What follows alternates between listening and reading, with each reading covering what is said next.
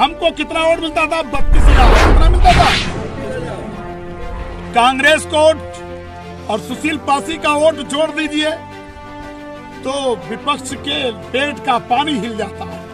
उनको समझ में नहीं आ रहा है कि अब क्या करें, क्योंकि दो एक तरफ सुशील पासी का वोट, एक तरफ कांग्रेस का वोट, दोनों जुड़ता है तो बौखलाहट में पार्टियों को समझ में नहीं आया कि क्या करें क्या ना करें।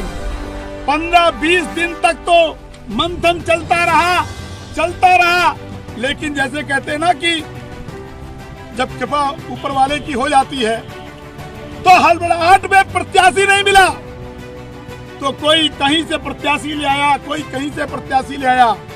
ऐसे प्रत्याशी हैं कि करमगंज तो छोड़ो, अगर उनको चोखे के पुरवा में आना होगा ना, उनको गंज में आना होगा, अगर उनको राघेपुर पर आना होगा, अकेले नहीं आ सकते।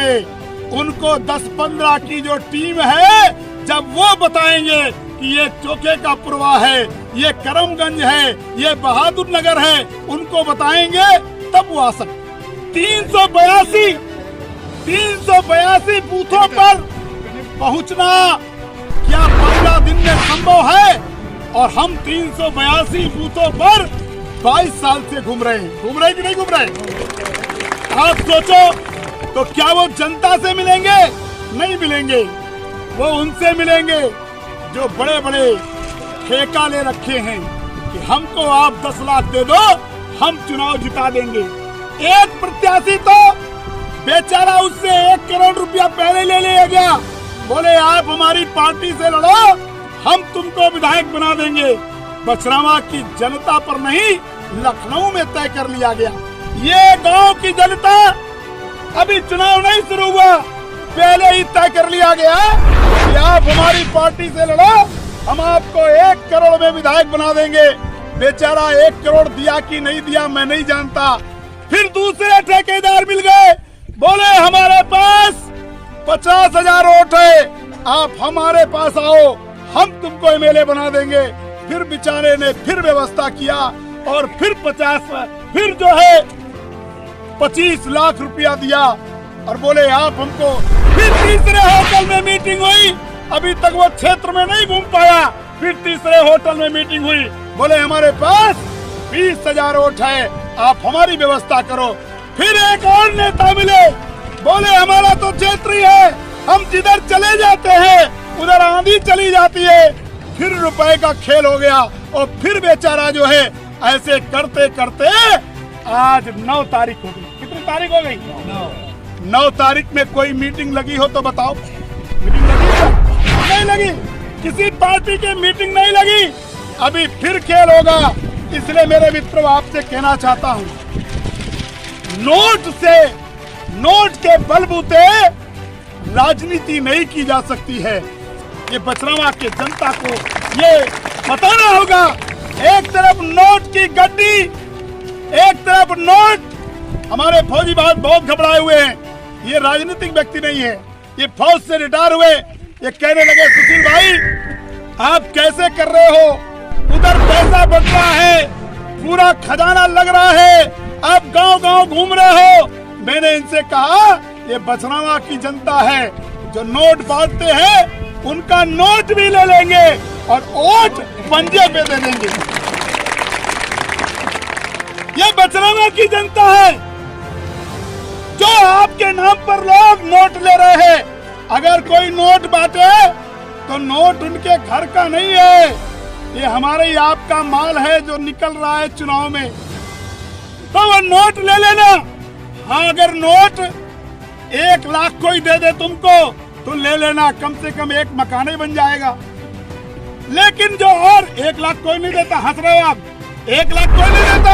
हम तो कहते हैं हमारे क्षेत्र में तमाम गरीब गुरबा कमजोर लाचार घूम रहे हैं, देना है तो 1 लाख दे दो, कम से कम उसकी झोपड़ी ठीक हो जाए। लेकिन कहते हैं फौजी भाई हमसे ज्यादा अच्छा इस मामले में बात कर लेते हैं।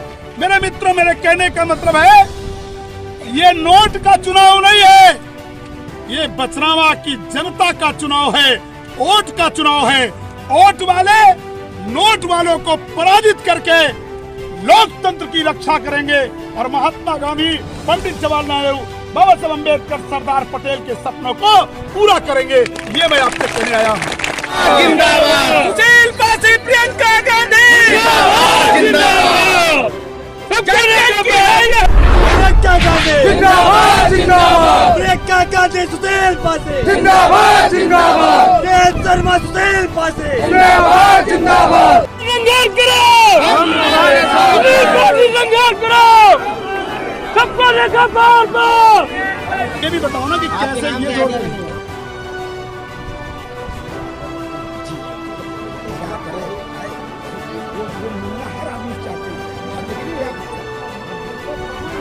प्रियंका गांधी जिंदाबाद जिंदाबाद, प्रियंका गांधी सुशील पासी जिंदाबाद जिंदाबाद, तेज शर्मा सुशील पासी जिंदाबाद जिंदाबाद। पड़ेगी बनने वाले खाने में जय सुशील, जय सुशील, जय सुशील, जय सुशील, जय सुशील, जय सुशील, जय प्रियंका गांधी सुशील पासी जिंदाबाद जिंदाबाद, सबको देखा बार बार, सबको देखा बार बार, तो मैंने जाकर के सबसे पहले प्रबुद्ध समाज के बीच में गया। उसमें हमारे जुगुल तिवारी जी दादा थे और मैंने कहा कि अगर 22 सालों में हमने कभी कोई काम ऐसा किया है जिसकी आप हमको सजा देना चाहते हो, हम सजा भुगतने के लिए तैयार हैं। हमको पूरे मचरवा विधानसभा में एक भी ब्राह्मण कह देगा, एक भी प्रबुद्ध समाज का व्यक्ति कह देगा कि हमने उसका अहित किया है, हमने उसका कभी उसके साथ अन्याय किया है। कोई प्रधान बता दे, कोई कोटेदार बता दे, कोई व्यापारी बता दे, किसी भी जात धर्म का हो, चाहे मोदी हो, चाहे यादव हो, चाहे कुर्मी हो, चाहे मुस्लिम हो, वो किसी भी जात का हो, हमने सबसे न्याय की गुहार लगाई। तो लोगों ने कहा कि सुशील पासी जी, आपने किसी के साथ अन्याय नहीं किया। तो मेरे मित्रों, मैंने पूछा कि अगर बारी बारी से आपने सबको मौका दिया और आज तक आपने हमको विधायक नहीं बनाया, लेकिन मेरे से जो बन पड़ा, मैंने आपकी मदद की। आज तक मेरे हाथ में कलम नहीं है, लेकिन अगर आपको थाने में जरूरत पड़ी तो सुशील पासी नंगे पैर कोतवाल से लड़ा। अगर जरूरत पड़ी तहसील में तो तहसील से जेल से लड़ने का काम किया। और केवल मैंने संघर्ष ही नहीं किया, विकास के लिए कल्पना की कि हमारी बछरवा विधानसभा कैसे एक आदर्श विधानसभा बन जाए। लोगों के हाथ में कलम की ताकत थी, लेकिन उसकी कल्पना नहीं की। लेकिन आप अभी सरेतू से आए होंगे, बरौआ और सरेतू के बीच में बच्चे खेत के मैदान में क्रिकेट खेला करते थे। खेल और खिलाड़ी हमारे क्षेत्र में कैसे आगे बढ़े, हमने इसकी कल्पना की। विधायक नहीं बना, लेकिन एनेक्सी भवन से लेकर के सचिवालय के चक्कर काटा और अपने संबंधों का फायदा उठाते हुए अपने क्षेत्र में एक स्टेडियम नहीं बल्कि 2 स्टेडियम बनवाने का काम किया। विधायक नहीं बना और इसके बाद तो न जाने कितने विधायक बने, और विधायक सभी सरकार के बने, ऐसा भी नहीं कि सरकार के नहीं है। और मैं कहता हूं, सरकारें काम नहीं करती है, उस क्षेत्र से मोहब्बत करने वाला नेता उस क्षेत्र के लिए काम करता है। सरकारें आती है जाती है, लेकिन अगर आपके क्षेत्र का कोई नेता होगा तो अपने क्षेत्र को सजाने के लिए, संवारने के लिए उससे जो कुछ भी बन पड़ेगा वो अपनी जिंदगी और जवानी सब कुछ दांव पर लगा देगा। आज उनकी पहुंच इन 22 सालों के बाद मुझे हरियाणा दिखाई पड़ती है कि नेता केवल आज के लिए नहीं काम करता है, वो आने वाली पीढ़ी के लिए काम करता है। वो इस दुनिया में रहे या न रहे, लेकिन देश और समाज चलना चाहिए, इसके लिए वो उसकी कल्पना करता है। इसलिए मेरे मित्रों, मैं आपसे कहना चाहता हूँ, इस क्षेत्र में डिग्री कॉलेज नहीं था, लड़कियों को पढ़ने के लिए रायबरेली जाना पड़ता है। हर लड़की नहीं पहुंच सकती थी, बछरमा नहीं पहुंच सकती थी, गरीब झुग्गी झोपड़ी की लड़कियां घर से निकल नहीं सकती थी। इसके लिए मैंने कल्पना की और जो भी मेरे से बन पड़ा, आपके क्षेत्र में एक अम्बेडकर महिला डिग्री कॉलेज की स्थापना की। मेरे मित्रों, लोग विधायक बनने के बाद अपने व्यक्तिगत जीवन को जीते हैं। सुशील पासी विधायक की कलम नहीं रही, लेकिन हमने अपना व्यक्तिगत जीवन नहीं जिया। सुबह से उठा 7 बजे से लेकर रात के 11 बजे तक इस बछरौना क्षेत्र की जनता की चिंता की है, क्योंकि बछरौना विधानसभा हमारे लिए विधानसभा क्षेत्र नहीं है। हम इसकी पूजा करते हैं, हम इसकी इबादत करते हैं, और जो भी मेरे पास आता है हम उसकी मदद करते हैं। चाहे जिस जाति धर्म का आया हमने उसकी मदद की, लेकिन हमको गालियां मिली, बोले एक बिरादरी के नेता है, ये केवल एक बिरादरी की बात करते हैं, और यहां तक लोगों को डरवाते हैं कि ये आ जाएगा तो खतरनाक आदमी है, इतने मुकदमा लिखवा देगा। हम आज 22 साल बाद पूछ रहे हैं, जो लोग विधायक रहे हैं, जो लोग नेता हैं, वो अपने कारनामे देखें। लेकिन सुशील पासी चुनौती दे रहा है, अगर बछरौना विधानसभा में एक भी प्रबुद्ध समाज का व्यक्ति कह देगा कि हमने उसके ऊपर 151 का मुकदमा लगाया, हर जन एक तो बहुत बड़ी बात है। मैं 151 की बात कर रहा हूं, कोई लोधी बताएगा, कोई मौर्य बताएगा। मेरे मित्रों, हम जात पात की राजनीति नहीं करते, हम धर्म की राजनीति करते हैं। हम धर्म और अधर्म की राजनीति करते हैं, हम नीति और अनीति की राजनीति करते हैं, हम न्याय और अन्याय की राजनीति करते हैं। मेरे जीवन का एक ही मकसद है, जियो और जीने दो। इस देश में सबको जीने का अधिकार है, सबको आगे बढ़ने का अधिकार है। इसी सिद्धांत पे चलता हूं मेरे मित्रों। लेकिन मेरा मतलब ये है, इस देश में सबको आगे बढ़ने का मौका मिलना चाहिए। हमने जानबूझ करके कभी किसी का अहित नहीं किया है, लेकिन फिर भी मैं कह रहा हूं, हाथ जोड़ के कह रहा हूं, इंसान हूं। अगर मेरे से कभी कोई भूल हुई हो, आपका हक है कि आप हमें दंड दे सकते हैं, लेकिन 22 साल से हमें कोई कहता ही नहीं कि आपने क्या गलती की। मैं पूछ रहा, कोई बताने को तैयार नहीं है। तो मैं 22 साल बाद जब कांग्रेस पार्टी का सदस्य बना, और आदरणीय मनोज यादव जैसा व्यक्तित्व जिसे चिंता इस रायबरेली की है, ये रायबरेली के रहने वाले नहीं है, ये हरियाणा और दिल्ली के पास गाजियाबाद के रहने वाले हैं, कांग्रेस की नीतियों के लिए लगाया। पहले मैं भी सोचा कि ये तो यादव बिरादरी के हैं, तो यार ये कांग्रेस में कैसे काम कर रहे हैं। बाद में समझ में आया कि कांग्रेस पार्टी वो एक ऐसी विचारधारा है जो हर जाति हर मजहब के लोगों को साथ लेकर के इस देश के निर्माण में लगी है। और उनके उंगली पकड़ करके इन्होंने के.एल. शर्मा से लेकर के प्रियंका गांधी तक पहुंचा दिया, और मैं उस परिवार का सदस्य हो गया। और मैं आज कह सकता हूं कि आज कांग्रेस पूरे उत्तर प्रदेश में सरकार नहीं है, दिल्ली में सरकार नहीं है, लेकिन जो विचारधारा हमने पढ़ी और सीखी है उसके आधार पर कह सकता हूं कि कांग्रेस देश में देश बंधुत्व सिखाती है, प्रेम सिखाती है, आपस में भाईचारा सिखाती है। और आज वही विचारधारा संविधान की है, वही विचारधारा लोकतंत्र की है, और वही विचारधारा सुशील पासी की है। इस देश में सबको भाईचारे से रहना है, सबको आगे बढ़ना है, आने वाली पीढ़ी के लिए एक गुलदस्ता बनाना है। सबके लिए विद्यालय हो, सबके लिए अस्पताल हो, सबके लिए सरकारी फैक्ट्रियां हो। आज अगर रायबरेली में कोई फैक्ट्री खोला तो कांग्रेस ने खोला। ITI में जहां काम करते हैं द्विवेदी जी, आप मुझे बताइए कि कोई दूसरी सरकारी फैक्ट्री खुली? नहीं खुली। कानपुर में चले जाओ, कोई सरकारी फैक्ट्री कांग्रेस के अलावा किसी ने खोलने का काम नहीं किया। आज अगर इस चुनाव में कोई मुद्दा होना चाहिए तो नई राजनीति का मुद्दा होना चाहिए कि लोगों को रोजगार कैसे मिले, लोगों को नौकरी कैसे मिले, महिलाओं को पेंशन कैसे मिले, उनके खातों में 72,000 रुपए कैसे पहुंचे। ये मेरे मित्रों, अगर इसकी राजनीति नहीं होगी तो आने वाली पीढ़ी हमको आपको कभी माफ नहीं करेगी।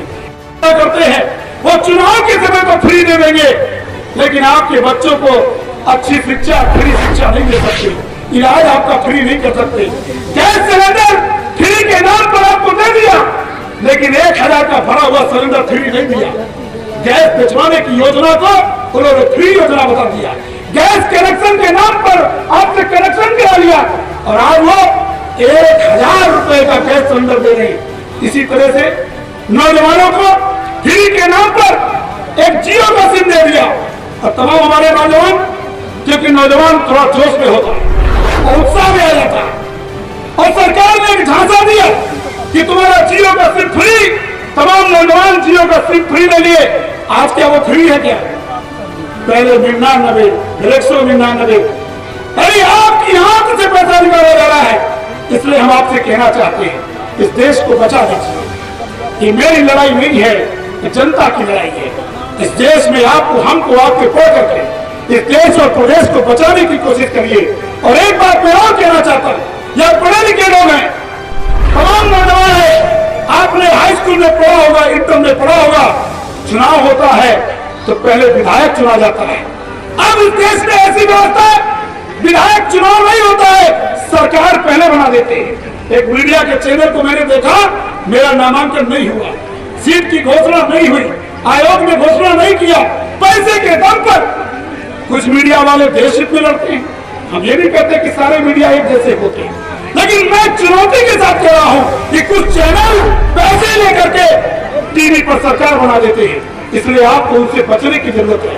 और मैं तो टीवी नहीं देखता, आपसे भी कहना चाहूंगा कि टीवी मत देखो, क्योंकि टीवी देखोगे तो आपको वो टीवी वाली बीमारी नहीं, लेकिन दूसरी बीमारी लग जाती है। हमने टीवी नहीं देखी, हमको कोई बीमारी नहीं लगी। इसलिए हम आपसे कहना चाहते हैं, इस चुनाव में अगर आपको बचना है तो उसका एक ही रास्ता है कि आप मन से सोचो, अपने दिल से सोचो, तो आपको लगेगा कि नहीं कांग्रेस की सरकार बनानी चाहिए। आपके दिमाग में आएगा कि नहरें किसने खोदाई, तो आपको लगेगा कांग्रेस ने। आपको लगेगा कि ये अस्पताल किसने बनवाया, आप कहोगे कांग्रेस ने। आप कहोगे नवोदय विद्यालय किसने बनवाया, आप कहोगे कांग्रेस ने। जब कांग्रेस ने सब कुछ दे दिया तो कांग्रेस की सरकार क्यों नहीं बनना चाहिए? कह रहे थे कि 70 साल से लूट लिया, बाद में हमको पता लगा कि कांग्रेस के नेताओं को नहीं, जो ये नेता बोल रहे हैं इसके पहले वो कांग्रेस में थे, लूटे यही थे, बदनाम कांग्रेस को कर रहे हैं। हमारे चैनल को सब्सक्राइब करें और वीडियो सबसे पहले अपने मोबाइल पर पाने के लिए बेल आइकन को दबाएं।